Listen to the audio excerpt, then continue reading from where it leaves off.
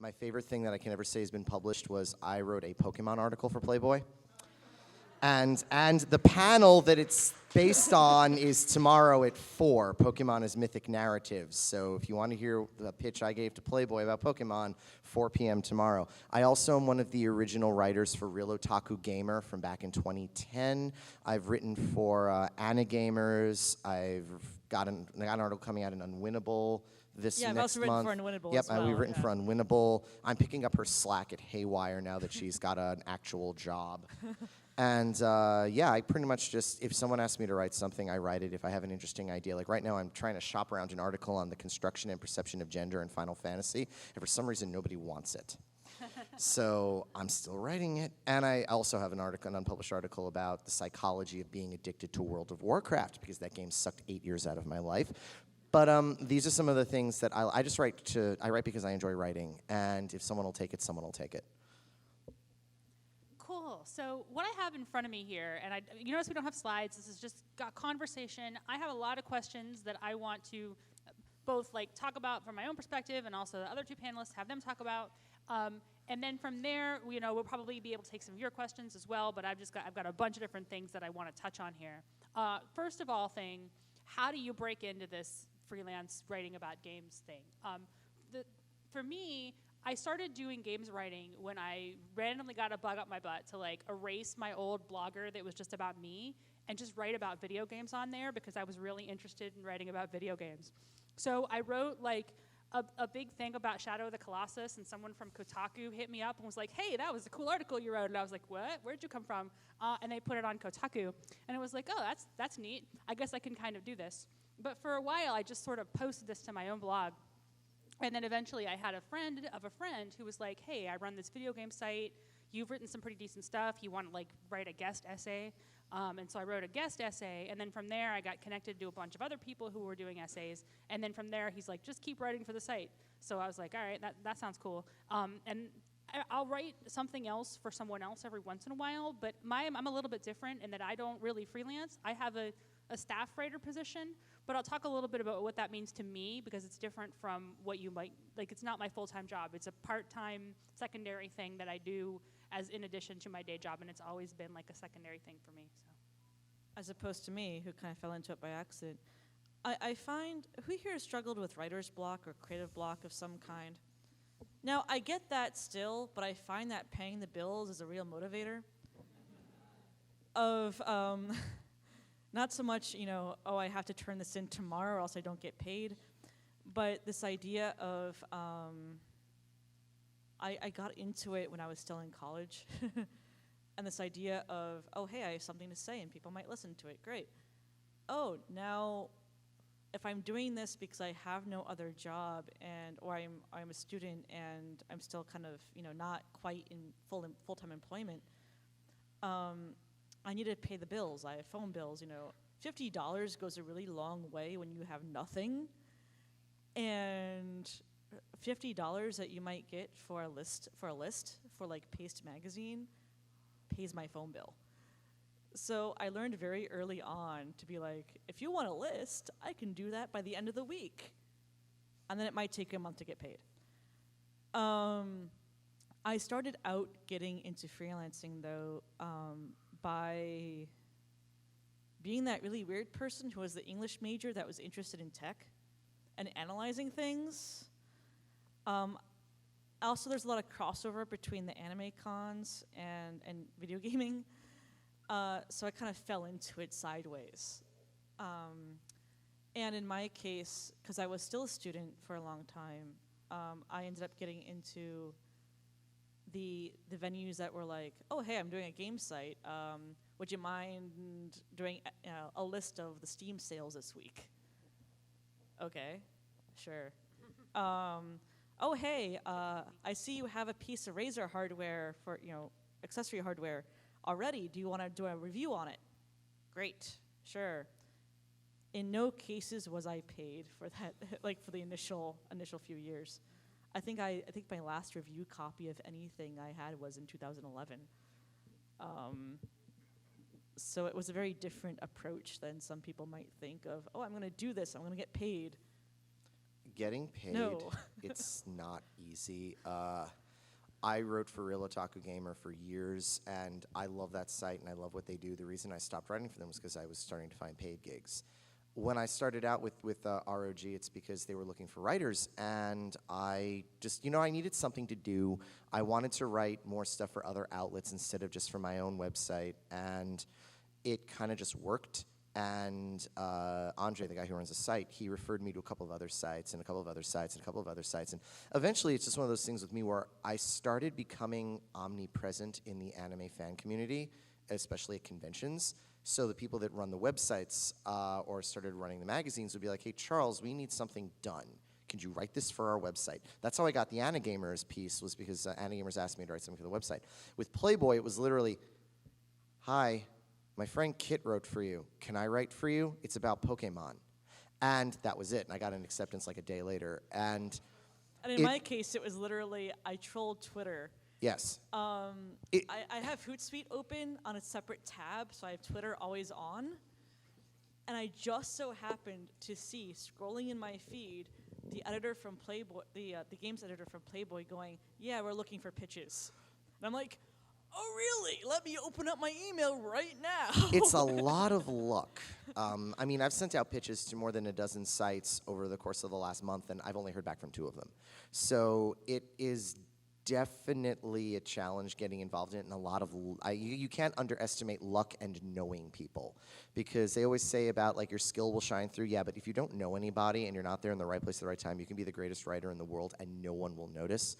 I toiled in total obscurity writing for a full year and a half before I got my first paid gig, and it was literally because I annoyed the editor until she published it.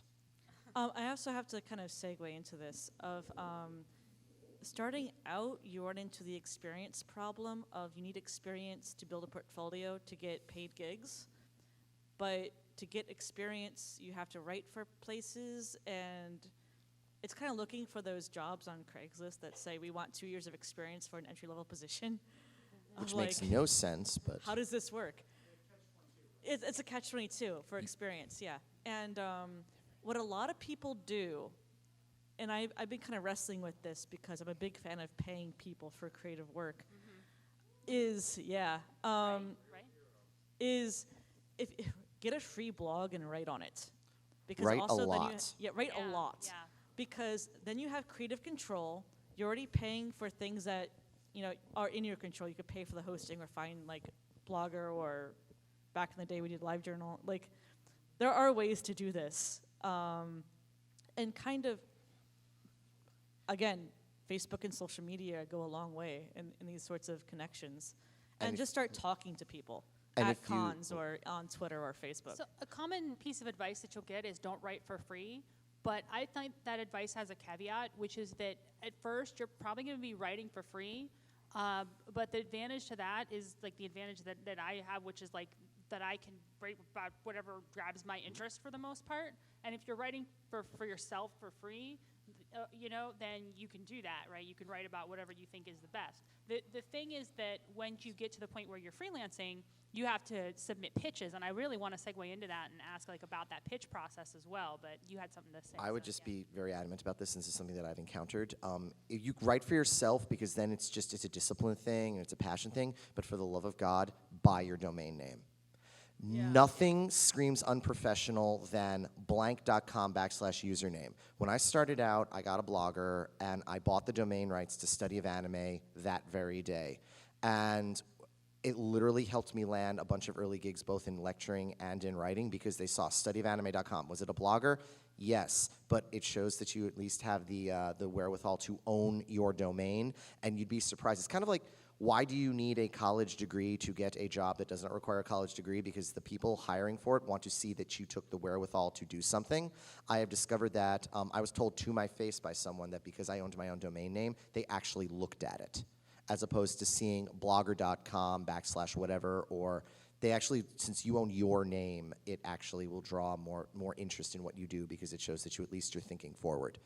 Best advice. It doesn't have to be your name. It can be whatever brand name you want to go by. I mean, I bought what I blog on is secondtruth.com. I bought that like 16 years ago. Like I've had this domain name for a really long time, and it's great because it's really easy to find me because it gets SEO and it's really easy to find. I know a programmer that early in like the late 90s, when Star Trek DS9 was a thing, he went by his first name plus Dax. Really easy to find him now because he's had the same domain for so long. And that was part of it, was he kind of built up this identity over time that people could then find him as. Now, to get to pitching. Yeah, let's talk about that, because I'm curious how much time is spent pitching versus writing the article, and how many pitches you have to send out before you get a bite. Okay, I'm completely atypical here. I have a 75% success rate. I have no idea how I got a 75% success rate, but bear in mind, that means I've made maybe in the last year, I've made maybe 30 pitches, and most of them got accepted. Again, atypical, there's a lot of luck involved. Kit is of the, you pitch like a maniac. Last year, when I was at the height of it, I was doing at least one pitch every other day to someplace. Preferably paying someplace. And the trick with that is that you have to kind of already have done research as to who pays and who doesn't. Again, when I introduced myself, Haywire Magazine does not pay. The thing is with that is, when you were talking about building experience, if you're pitching and you're a freelancer, you don't know how to work with other people necessarily.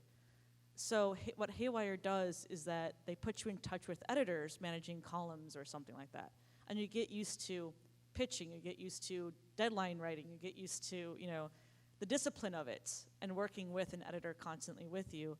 And then if you get to the point that, hey, I want to do this, I want to get paid, well, we are too glad to say, by all means, here's where you can submit to, and give you a list of places that pay. When you're pitching to places that pay, though, it's very, there's some tricks involved. One is, have an idea of what you want to write about. Just don't go, I want to write about Metal Gear. That doesn't narrow it down at all. When I pitched Unwinnable for their special issue last year, which was on Metal Gear, incidentally, Metal Gear Solid 5 had just come out. My roommate had been playing it constantly that week. And I remember looking in and going,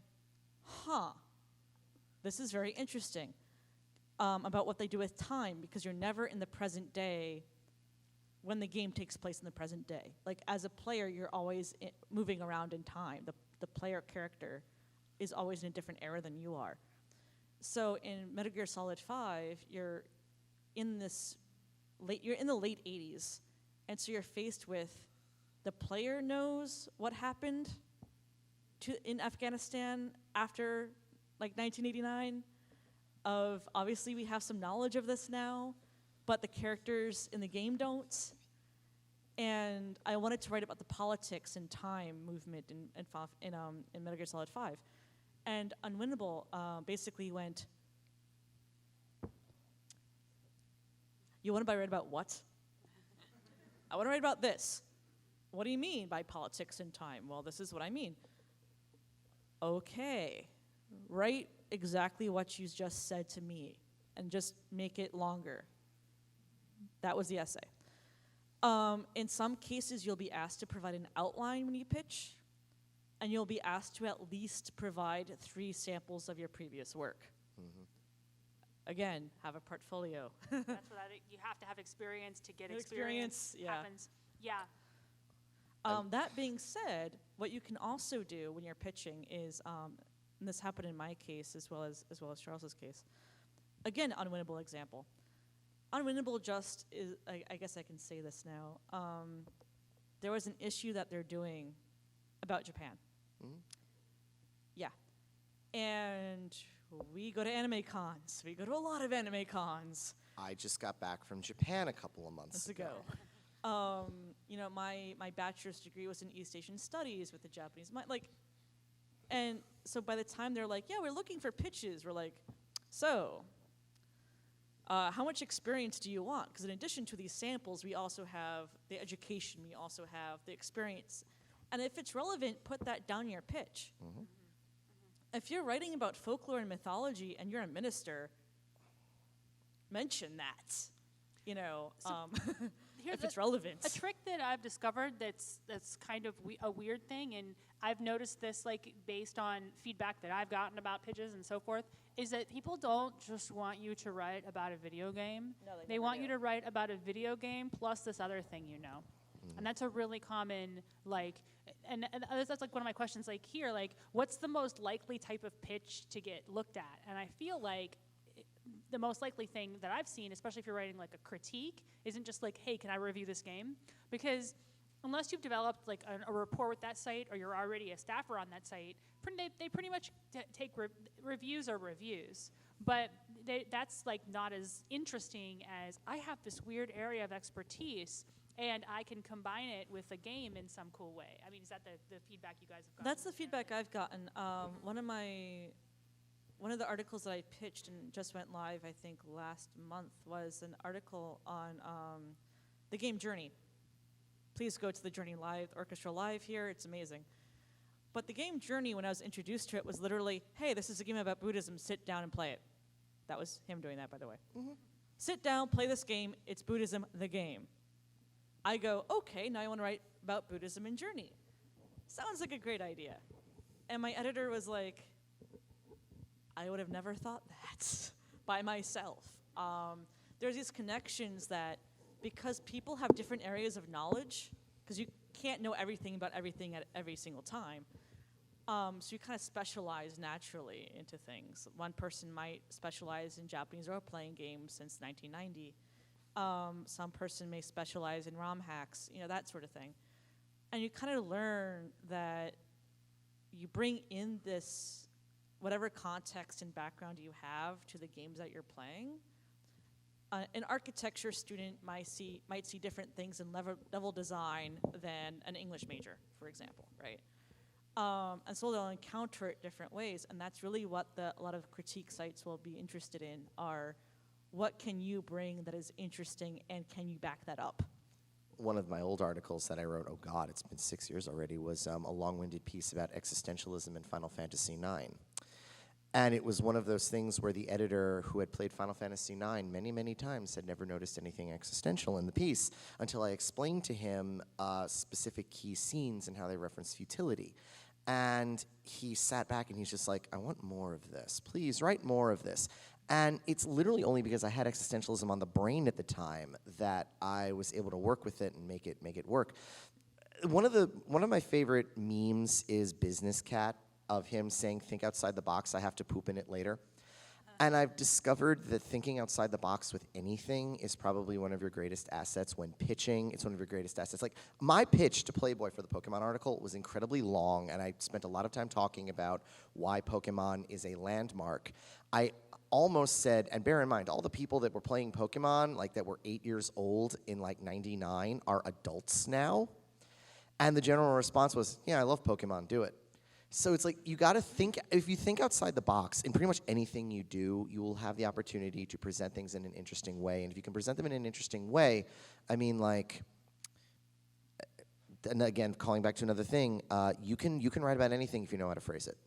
So you have to develop that broad base of knowledge and that broad base of style, just so you can pitch it properly or pitch it in a way that will get people to take a second look at it.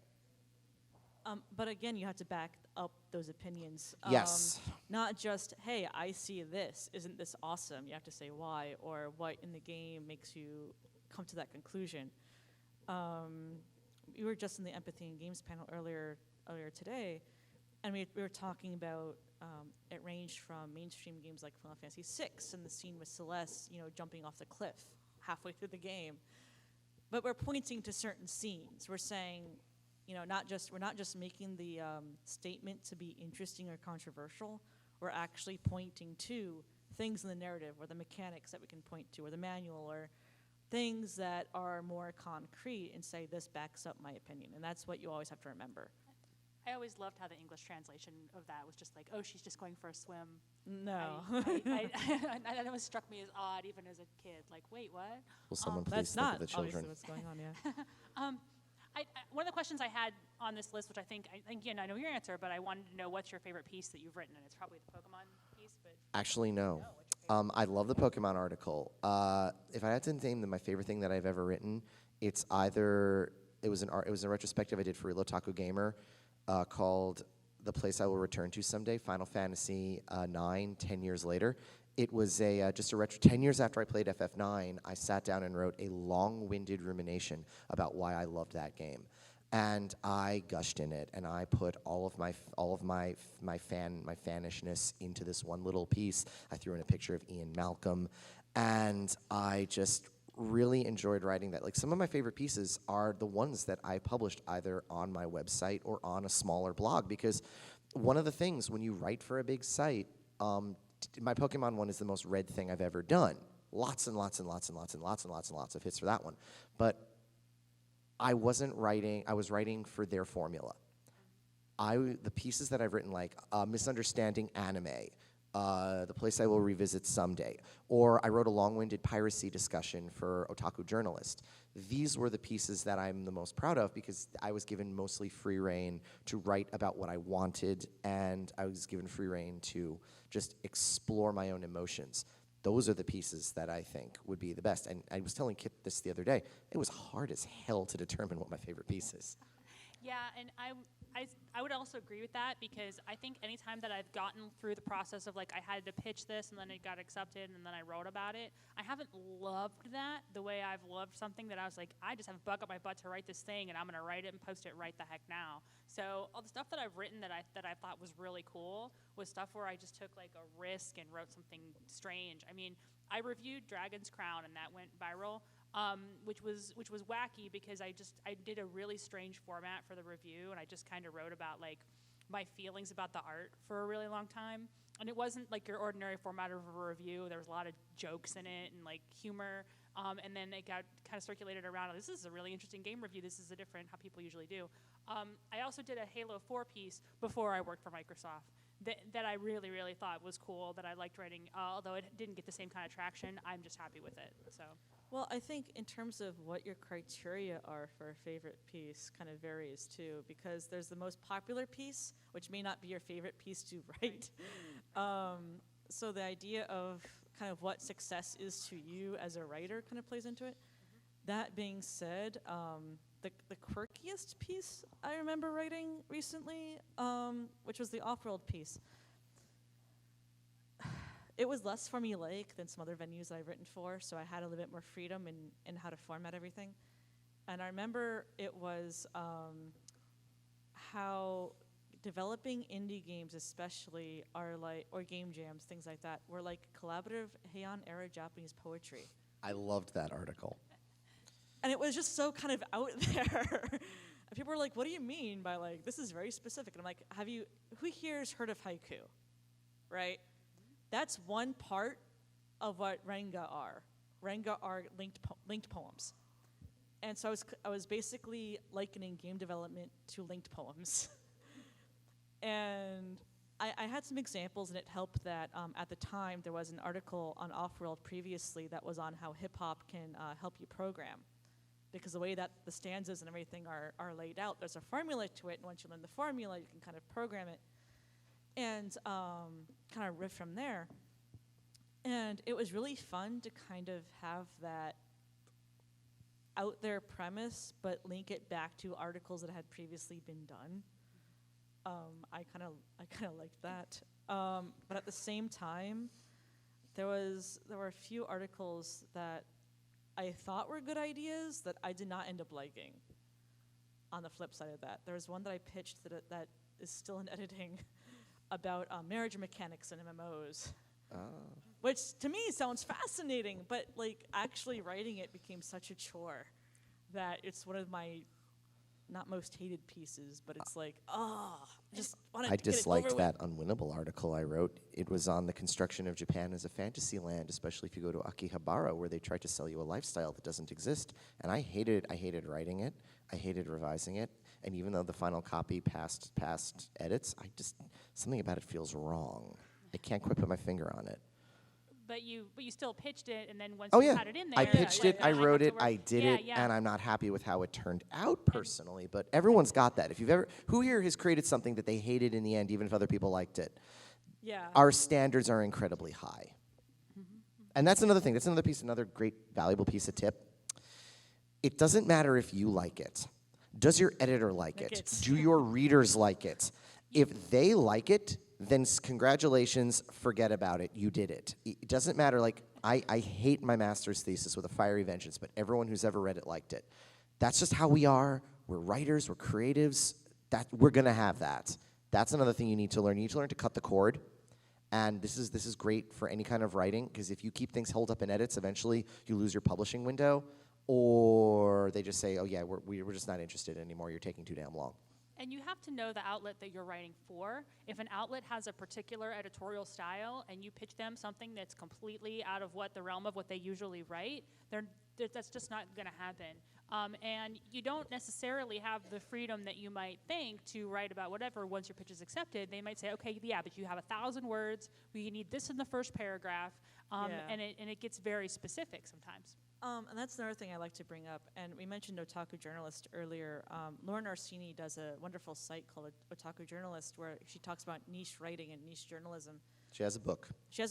And very some good. of the advice is very useful. And one of them is, when you're writing, when people think of writing for anime or writing about games or something like that, you kind of have this idealized image in your brain of, I'm going to write about all the games I like or all the games I don't like, and it's going to be awesome, or I'm going to watch all the anime. And when you get into it, they're like, okay, so, do you really want to play E.T. for the Atari, for like 4 hours just to review it or to talk about the glitches or the level design? It gets into the point where it becomes work. And not necessarily in a bad way. You can still have fun with it, but your time is not your own. The anime that you might be asked to watch may not be anime that you would personally choose. The games that you want to review, even though you pitch them, there may be strict formatting requirements, or there may be information that you did not know that the editor is asking you to put in there. Or it may be that people just don't want, the indie game that you think is awesome may not be, what they're interested in right now. So they're talking about more mainstream. There may be things that you want to talk about that they won't listen to. And there may be things that your editors want that you may not be interested in. So it becomes this sort of let's meet halfway thing. And again, if you make a career or a part-time job or gigs out of any hobby, it becomes work. Yay, I may be translating things for fun. I may be translating entries in monster books for fun. And then once it becomes work, I really don't want to do it anymore. That's the problem I'm having with that Final Fantasy article, is I wrote it based on how I want to read it, how I would like to present it, and so far it's always one step away from what they want. One step away, like, it's good, but if you did this, we would consider it. And I'm trying to find an outlet right now that'll take it as it is, because I don't like some of the criticism I've been getting for that one. It's not like, oh, it's hurting my feelings. It's, you're missing the point. And that is something, when you're pitching and you're working with someone, you are working with someone else's ideas and mindsets, and frequently you have to convince them. And if they do not remain convinced, then you then just move on to the next one, move on to the next one, move on to the next one, and just keep going. So I had about 3 more questions that I wanted to get to, and then we'll see how much time we have for audience questions. We have like a half hour so far. Yeah, we've got a half an hour, so we're doing pretty good. One of the other questions I had, and this might be a tricky question, but let's talk a little bit about pay structure a little bit more, because it's tough, right? Some outlets pay more than others. Some outlets will wait a month to pay you.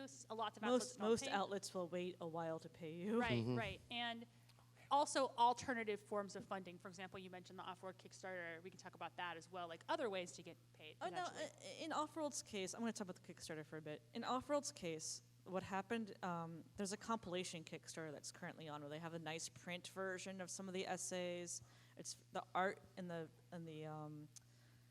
Y'all familiar with Off-World? Off-World? Yeah. Who here's already familiar with Off-World?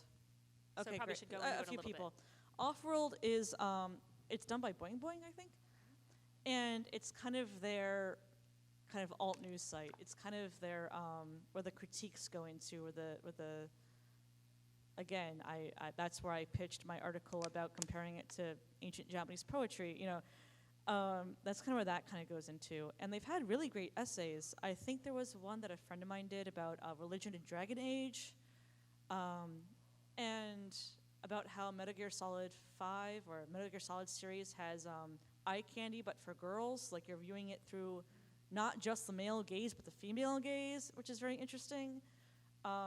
That's where kind of those articles end up. And it's a major, major site, and they pay very well for game sites. By very well, I mean $150 for an essay.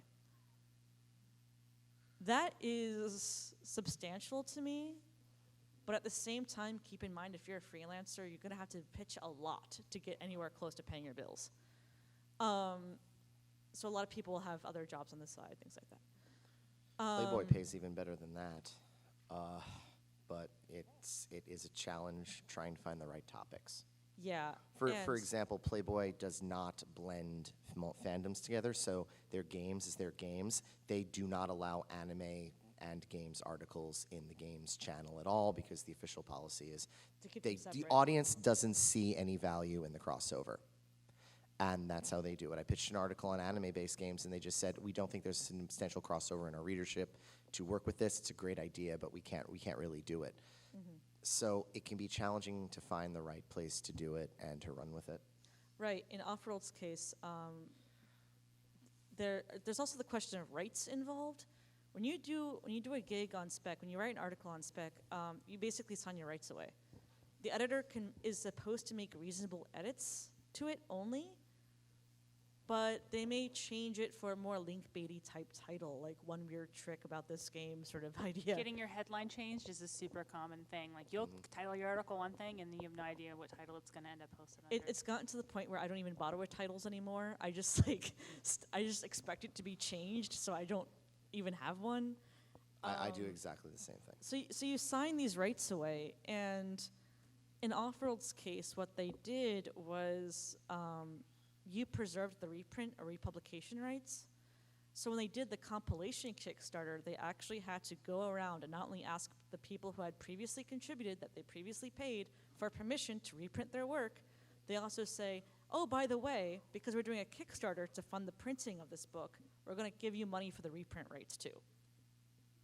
So you get paid twice. Nice. And the more money we give to the Kickstarter, that the Kickstarter raises, the more money we pay to the writers. So of course the writers were like, oh yes, we don't see this ever, thank God. You know, like, this is great. But the read your contracts carefully if you get them, and beware of any venue that does not want to give contracts out ever. So part of the payment tiers goes into what you're actually signing away in return for that payment. It may be tempting sometimes to grab something without a contractor from a startup, and they're like, oh, they're going to pay me this, and this. I'm going to say more likely than not, you will not get paid from them. Yeah. They might be using this just to get your stuff, and if they don't offer a contract, then they have no incentive to pay you at all. Like, I didn't get a contract initially from Playboy, but it's Playboy. It's one of those things where they've been around long enough. They are a legit outlet. Yeah. With other websites that I've worked for, it was literally an actual or virtual handshake with the person running the site to get it done. And I've been lucky, I've gotten paid for it, but I know people who have published, contributed articles and never saw a dollar, even though they were promised all this stuff. And the general response was, well, take us to court. And without a contract, There's nothing you can do there's about nothing it. you can do. Unless you're in the state of Virginia and there's witnesses that saw you shake the guy's hand. Then you got some recourse. Did not know that. Yeah. That's good to know. So be very careful of what you're being asked to do before you're agreeing to any payment whatsoever. In terms of payment tiers, I tend, unless I know the person or I know the venue, like if it's Haywire, if I can point to a concrete, will this help me down the line to get exposure or experience in a concrete way, and not in that vague, oh, I'll give you exposure. It's like, yeah, I can't pay the bills with exposure. Exposure is Do you, illegal in most states. do you guys remember Will Wheaton's article on his blog about when Huffington Post wanted to reprint his blog and said that they don't pay their writers? They so don't, he by the said way. no. Yeah. I think he raised really great points with that, especially if an outlet like HuffPo or a big one will come to you. I had a friend who wrote for the Gay Lifestyle in Huffington Post, and he eventually stopped because they said they were going to promise him money after 10 articles, and he wrote 10 articles, and they said, well, we don't have the money to pay you. And he's looking at all the ads on his articles and how the articles were pulling 1 to 200,000 hits per article, and he's saying to himself, how is it that they don't have money to pay me when my articles are generating massive amounts of ad revenue for them? So he pulled out and started writing for another venue. This is something you will hear where if it's a big enough website, they will use the exposure thing at you. And I 100% agree with Will Wheaton's assessment that if you're going to write it and they're going to publish it and they're going to make money off it, then you better damn well get paid. And if Huffington Post approached me and said, write for us, if they offer me $50, I would take it at that point because I'm getting a little bit of money and I'm getting exposure. If they walked up to me and said, hey, we want this article for free, I would probably say no. Even if it's a little something, it's going to show you that you're going to get something off the deal. Or like, then we get into the thing about review copies. I've never actually, like the Yeah, last let's time I talk got about the intangibles, like the free games and Yeah. stuff like that. Yeah. the last time I got a review copy was back in 2011. It was Wow. for Chantilly on Steam, which was done by the same people who did Recettear, which some of you may have heard of. That was the only time, like that was like the last time I got a Steam code from PR to do this. The last game that I covered as a sort of review essay, that I don't, I had to pay out of my own pocket to get the game opening weekend so I could write the review. And yes, I was technically making money off the deal, but that $50 of the review of Yokai Watch I did paid for that game that I bought with my own money before I had to write the review. And I'm curious about that too, because sometimes you can do like one for one, like I'm going to send you this game, but you have to write a review of it. That's the work you're putting in to get that up front. Other times, you buy the game and then you get paid for the article. It's the same exchange, really. But some people say that like having to pay out of pocket is the fairer way. Other people think review copies is the fairer way, and I'm not sure. I'm on the fence. I've done a little bit of both. I've reviewed games I've purchased, and I've reviewed games with Steam keys. So I usually just say whether or not. I have only reviewed games that I own. I've discovered that in terms of just for general edification, the music industry, they will throw stuff at you. It is very easy to get music for review if you want to review albums. It is not hard. I used to get them all the time. Books, much the same. I still get free books from the University of Minnesota Press from their anime and fan cultures department just because they want to get more people to write and talk about them. Games, I have hit nothing but brick walls. Games and anime, I keep hitting brick walls. I guess it's because the publication or the pricing structure is a lot higher. In like a video game, they're handing you basically a $60 toy, and you're reviewing it. Whereas with music, it's infinitely cheaper price point. But I have noticed that you have to do your homework based on who you're talking to. I've gotten some indie games where after I've already bought it, the people have given me keys. It's after easier I to have get- bought and yeah. reviewed it from an It is indie easier studio. It's easier to get independent games because they are hungry for the exposure. Yeah. Yes. And part of that is kind of know what you're dealing with up front, make it very clear what you're doing up front. In my case, again, the last time I got a Steam key was actually for basically was an indie game, but I mean, sometimes you'll get discount codes. I mean, I did a thing where I did a full convention lecture about about a particular game, and they gave me a 50% off discount. So I was able to get it for cheaper. And you also But- may hit a situation where you're getting more games rolling in than you have time to review. Yeah. I know that I run into the problem of people asking me to review their game, and I know that it's not on my my to-do list for this month, and have to actually turn the keys down. And again, that's mostly independent games. I do my best to deal with that kind of thing. Honestly, it can be tough sometimes because you do get a lot of pitches at you. Once you're on a press list or two, you're going to start getting a lot of email. I'm still on the press list for Influent simply because I've gotten enough DLC from them. Influent is a language learning game, so Oh, yeah. yeah. So, but then you kind of get into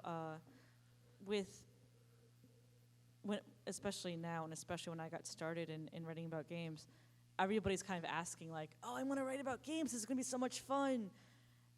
And so a lot of the venues are actually inundated with pitches and inundated with people wanting to write for them. Or there's always free sites that have writers that they're not going to pay. And so there's always going to be people that are hungry for exposure and sites that are, hungry for the ad revenue. And a lot of people will start new sites not realizing how much work it is to start and maintain the site. And keep it going and keep the writers happy. And I've seen a lot of sites, a couple of months they are around and then they don't really last because it's a lot more work than people think it is. I have one more question for the panel, which is the one that you kind of brought up earlier, which is you've done game development, I've done game development. How does that change your point of view on writing about games? And I want to talk briefly about it because I played Duke Nukem Forever. And well, no, because I have enough game development experience that I found that game to be super duper fascinating. Because how many people actually played Duke Nukem Forever as opposed to just heard about it? Okay, so if you've played it, then you can kind of feel the different teams coming in and out on the design process. You can kind of feel where one level doesn't really belong and was sort of super glued in the middle. And I don't have much insight about the specifics here, but if you just from knowing that what the development process of that game was like and how there was all this different turmoil and they kept changing engines and the design kept changing, you can kind of feel the different eras of game design being patched together through this one game that took this really long time to make. And I kind of found that really fascinating. And so I couldn't hate the game. I thought it was neat in a way because there's just so much there to chew on. There's a very fascinating, I guess you'd call it oral history of Vampire the Masquerade Bloodlines that was shipped out unfinished. It was sent to die. It was running up against Half-Life 2 being released, and it got sent to die. And so it was released unfinished. And we're not talking oh, it's really buggy, oh, it's unplayable, as in no, it did not have an ending. And it was released that way intentionally. And so you're playing the game, and I have it on Steam because it got, due to the fan community and mods, kind of finally people looked into the code and kind of recreated the ending and fixed it. But you can kind of see if you're playing the game first third, great. Voice acting is wonderful, for its time, and it's an RPG using the Source engine, and it's great. And then you get about 2/3 through, and you can just see oh, this is where they shipped it. Oh dear. I remember one of the big ones back before I was even doing any kind of writing was Final Fantasy 12. Where the director had a nervous breakdown making the game, quit, and then they gave it to the guy who made Saga Frontier, and he trolled everyone. One of the things that I've gotten from this is I am infinitely more patient with developers, especially if it's a small development team. I have gone on record publicly as saying that I do not hate E.T. for Atari. When you realize one guy did that in 4 weeks, have very much time. that is damn impressive for one guy in 4 weeks with none of the advances we have today. I have nothing but respect for Howard Scott Warshaw for doing that game, and it's because I've spent enough time on both sides of the aisle. I write some Twine games. I'm working on the game with Kit, and there's this game that I backed on Kickstarter called Elysian Shadows for the Dreamcast, and that guy who's doing that game has gotten screwed every step of the way by his development team, up to the point where one of them stole the servers with the game on it. And even though I dropped $125 into that game, and I probably won't see it for another 5 or 6 years, I can sympathize with him. So I'm not going to go online and write a horrible "I've been scammed by Kickstarter. This is all this horrible stuff," because you know what? Horrible stuff happens, and as long as there's transparency, I will accept that. And that is how it's changed for me. I am infinitely more compassionate and tolerant of game designers today than I ever have been in the past, because I have seen the other side of the fence, and I want to build the fence higher because I cannot unsee. You also, like, at least with me, it's also influenced my buying decisions about which games to buy. Especially if I know, not necessarily that I know someone who's worked on it, but like, who here has played anything by like Axis Games?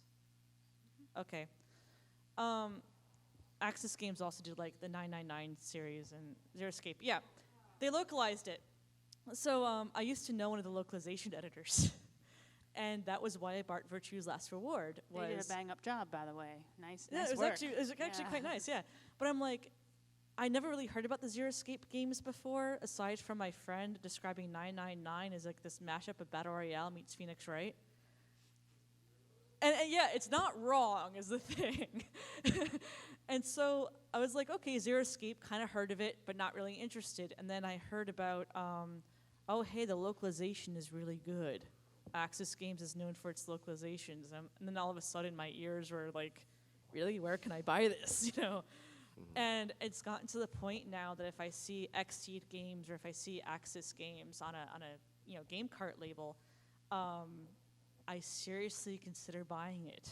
If it says Atlas, we just buy it without If it's question. Atlas, then it's just like, whatever, here's my money. So we're close to time, so let's take some audience questions real quick. I know I saw a hand up in the front. Did you have a comment? And then your hand is up.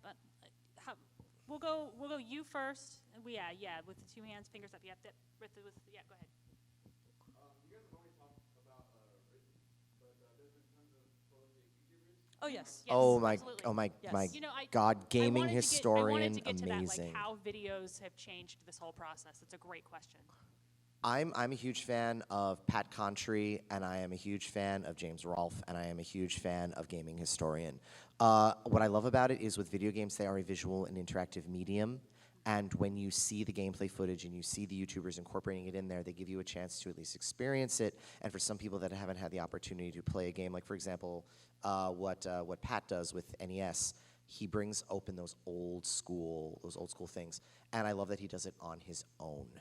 That is something that I have enormous respect for. What I love about YouTube is that YouTube, you tend to be in charge of your own destiny, and people will reward you for kicking ass and taking names. I'm planning on doing a lot more video content than written this year for that same reason, because especially the game reviews are going a lot more toward video, and there's Twitch and there's Let's Plays, and there's Let's Plays really exploded, and yeah, it's a big deal. I actually, in terms of video, as a developer, I'm kind of interested in this because I'm developing an RPG.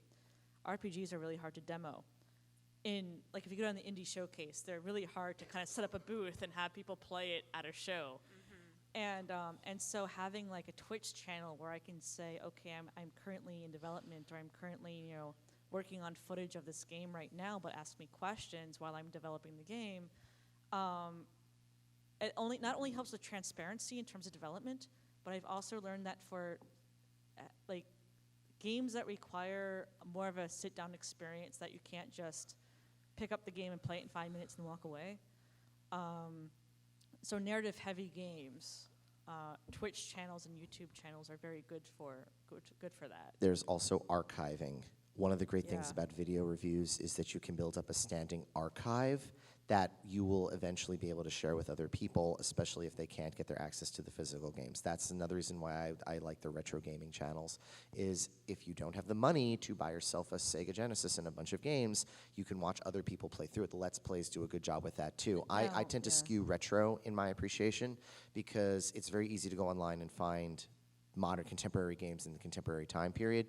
It's a lot harder to find those old cartridge games that are very hard to play on a computer. So I do like how it helps with archiving, and I like how it gives you more impetus. I would say it's less journalism and more Performance. more I would performance, say, more yeah. curating, more archiving, and more general appreciation No. than just straight journalism. And yeah. it really it crosses a lot of different fields. Now that being said, because we're talking about video, the downsides of doing video, especially video reviews or video critique, is partly because as a woman, You gotta put your face on tape. I have to put my face on tape, and I am very uncomfortable doing this because YouTube comments are a separate circle of hell. You will never find a more wretched layer of scum and villainy. So there is that as well. And also, in terms of my own personal preference, I don't watch a lot of Let's Plays or video content because it's not as accessible to me. Then we deal with questions of accessibility and what people can access. I access text a lot easier than video. I read really fast. And She if I'm really locked does. into a video, I have to kind of wait until that's done. And that's really frustrating for me. My And, mind you does know, not there's work like certain that. things that are more easy to access, like when you're on the train, for example, or if you're commuting. or Right, you're, but you know. also in terms of, I know people, especially with autism, that cannot follow video content at all and have to have a transcript along with it. So now you have to deal with questions of accessibility, of how people can access the content. Video content is great, but what if you're blocking off a whole segment of your population? Like, what if the people that were following you for the written reviews now can't follow the video reviews because they're blind, or because they have to use a screen reader or something? Then you kind of run into these questions that you kind of have to decide how to deal with that. Another question while we have time. In the front, go ahead. You, camera. I guess, like you mentioned, you need some experience, you need to have portfolio work, but once you have all that established, how do you make the leap from a relative greenhorn in the industry to where you're sitting, where you're telling your parents you have an article in Playboy or Talk Pitch to people. everywhere, network everywhere, make it to the point where everyone knows your name. Don't cross over into infamy, but at least make it to the point where people know who you are. I mean, that, MAGFest actually goes a long way in that. yes, MAGFest is Yeah. great for that. It's nice to get a front. MAGFest is great for that. Let's take a question from the back in the green. Yeah, Yes. sure.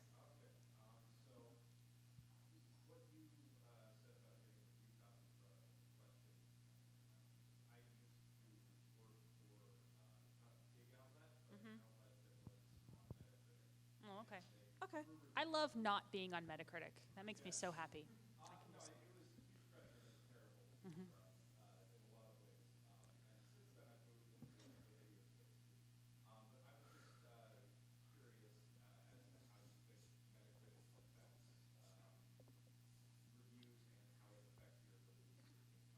Okay, in terms of review copies and Metacritic is,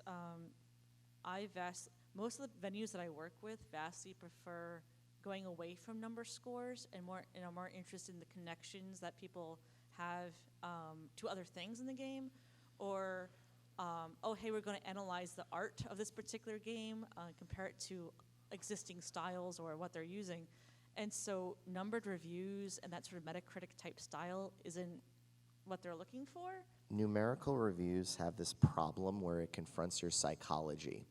If you Yeah. have to weight a review and the review shows up as say a 6 out of 10, your brain will automatically see that as, oh, this is not a good game. There's something wrong, because the way we are raised, you see numerical grades, and the higher the grade, the better it is. Whereas if you're doing something for quality, there could be a game that has the worst music you've ever heard, but everything else is great. If you're using a numerical for the music, it's going to drop the overall score and then drop the game. Whereas you can just follow the time-tested strategy of mute the damn game and play it for as good as it is. And I don't like numerical scores because technically a 7 is good, but colloquially a 7 is substandard. So moving away from numericals is good because you get value instead of quantitative. I prefer qualitative. In the front. Sure. Yep. You have one last question. Yeah, Sorry, and we're we'll short take on this Oh, time. we can go a little bit longer because there's half-hour breaks in between the panels. If we want to go a little bit longer, we could. Yeah, we'll take a couple. Yes, we'll take a couple. Yes. Yes. Junice.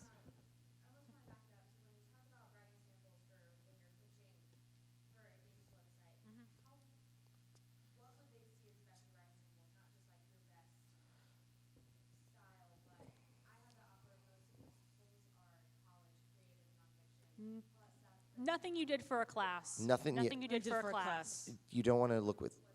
Oh no, if it was created during college, that's fine.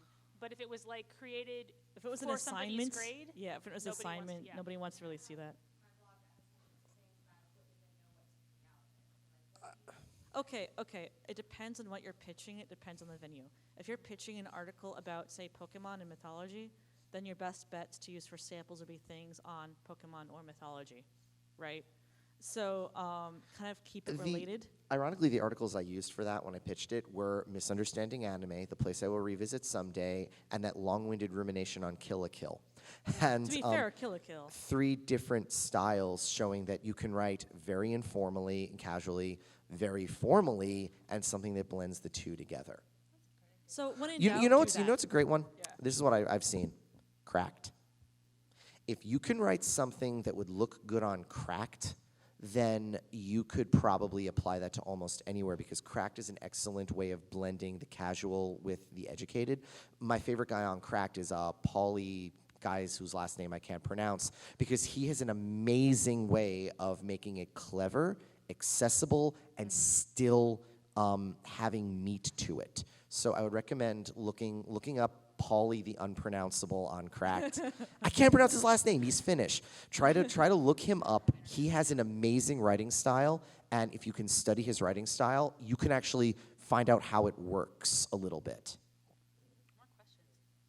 Lots Maybe of questions. Yeah, Wonderful. how about on the right? Yeah. Yeah.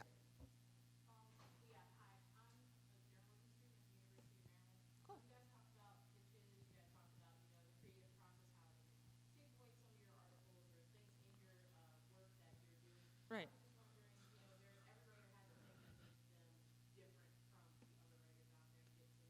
Yeah, yeah.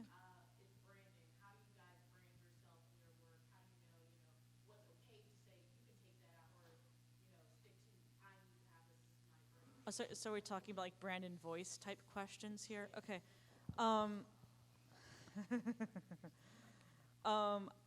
I have been so lucky in the venues I've worked with where the edits have been very minimal. And most of it's been like typos or like this sentence grammatically doesn't flow very well because I have this very bad habit of writing like I speak half the time. And I also apparently type in an English accent, which is very weird. But You type in an English accent. British accent, yes. So it's like, Used this everywhere. game is bloody bonkers, mate. That has happened Oh occasionally. yeah, actually no, you have written that. It has happened. But there's this idea of you develop your voice kind of through trial and error. And honestly, again, certain venues may reward things more than others. Certain venues are more formulaic than others. The venues I've worked with lately, like Off-World, have been so good in terms of that. The edits are usually very minimal. Unwinnable is also very good with that, where they'll only really correct you in terms of grammatical edits. They were very good with helping me trim down, because when I wrote my article, it was very casual, and they helped me trim out the stuff that didn't need to be there. I'm very verbose. And In my when case, I write, I'm the very complete verbose. opposite, where I'm very succinct. So I often have to like add more to meet their word limit. But at the same time, you kind of, it's not so much copy someone's style as kind of figure out how you write through like assignments or discipline of writing. I used to do a thing years ago where I would write precisely 100-word stories every day for a month, just to get to the discipline of writing 100 words every day. And you kind of learn, do my strengths lie in dialogue? Do my strengths lie in taking interviews? And you kind of work to your strengths. Always work to your strengths. Because you can spend so much time working on your weaknesses and you just kind of be like, you're kind of average, nothing really stands out. If you learn to identify your strengths early on, or even halfway through, and say, wow, I'm really good at a casual tone. I'm really good at, making these connections, or I'm really good at taking interviews. A lot of people don't like interviews. A lot of people don't like transcribing interviews. So if you get really good at that, then you can make it into something, and you can make it into a brand. You can make it into, like, that is the thing that you are known for. Here's another good book that I would recommend just from a style point of view. That is a blend of interviews and research. If you have not read Console Wars, it is a piece of magnificent journalism that I do not know how Blake Harris wrote it from that point of view, whereas he's writing literally as the omniscient guy watching Tom Kalinske guide Sega. I don't know how he did it, but that is great if you want to look about how ways of blending everything together, because some sets are interviews and some sets are, I don't want to say like cinema verite, but it feels like cinema verite, and it's brilliant. The entire book is completely brilliant, and it's written in a way that is both casual and also serious, informative. I highly recommend Console Wars if you haven't read it yet. Yeah, can we take one more? Yeah. This is sort of going back to what Charles was mentioning about how the best way to, actually get work is to network or connect without being Annoying. annoying or Yeah. belittling into me. Yeah. Where exactly do you find the limit between trying to get yourself out there without seeming aggressive or guessing? The best way okay, aside from have a Twitter or Facebook, Twitter is Mhm. best for this. Twitter's great. But also if you're interested, if there are places that you like reading, like if you like reading Kotaku, if you like reading Offworld, just ask them for an informative interview. Not that you're pitching, but just say, hey, I want to talk to you about this, or hey, I like this article. Can I get in touch with Can I get in touch with the person who wrote it? Usually, more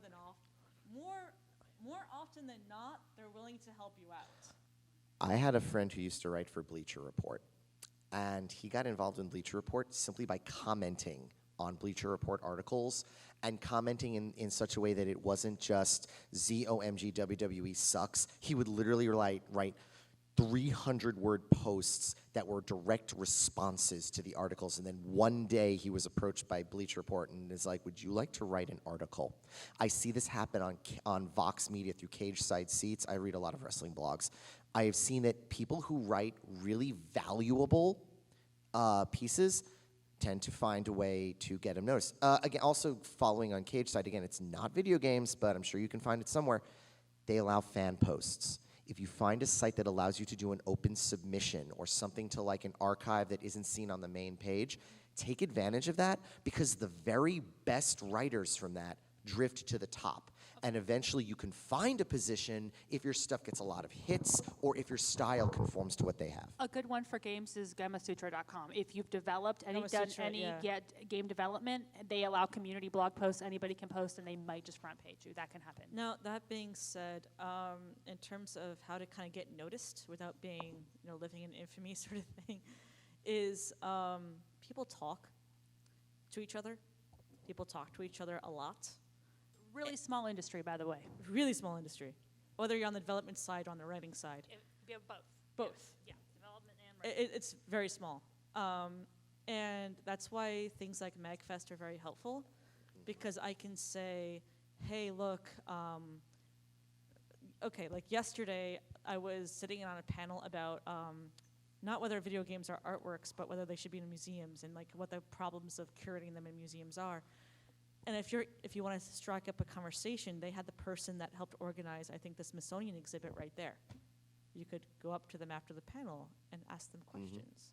Or you could go to the indie showcase downstairs and say, hey, I'm interested in making games, or hey, I'm interested in what goes into making a shoot 'em up, and they will tell you. You'll be surprised how accessible a lot of content creators and a lot of website people are. When I was writing for Unwinnable, I had no idea that Stu was that the guy who founded it was the guy editing my piece. He was 100% accessible to me at all times. He was able to give me the advice I needed, and I didn't realize that he was the founder. So, I mean, I talked to Chris Kohler from Wired over Twitter for 6 months before I realized who I was talking to. You'd be surprised that some people are just are very accessible, and they're more than willing to help you out. The line comes when all you're doing is writing and writing and writing and writing and writing, and they eventually just don't want to deal with you. It's a very fine line to find it. Like me personally, I will not email someone more than once a week. Personally, I just won't do it unless it's a chain. I will email them once a week, and it's usually on a Tuesday or a Wednesday. And I find that is great for me cultivating relationships because it's after the weekend crunch, but they're still focused on work, and it has allowed me to at least get people to notice me without me being that guy who never leaves me the hell alone. Also, when I was... I cap. Yeah. I personally cap, but that's me. But and also, again, with the way that people talk, that means that if you kind of are professional about it and are accessible yourself and you talk to people and are civil, that gets around. if you're an ass, that gets around too. This is life So- lessons. I mean, you can apply this to any facet of your life. Yeah. Try to be credit Ever. to everyone. Yeah. Yeah. It's